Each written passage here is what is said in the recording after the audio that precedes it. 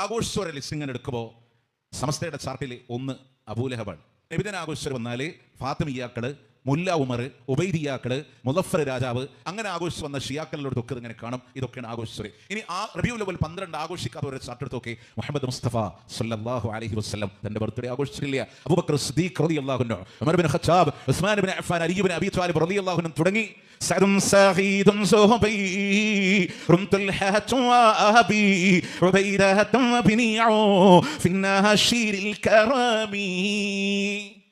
നബി സ്വർഗം കൊണ്ട് സന്തോഷ വാർത്ത അറിയിച്ച 10ഓളം വരുന്ന സ്വഹാബ ഒരാൾ പോലും റബീഉൽ അവ്വൽ 12 ആഘോഷിച്ചില്ല.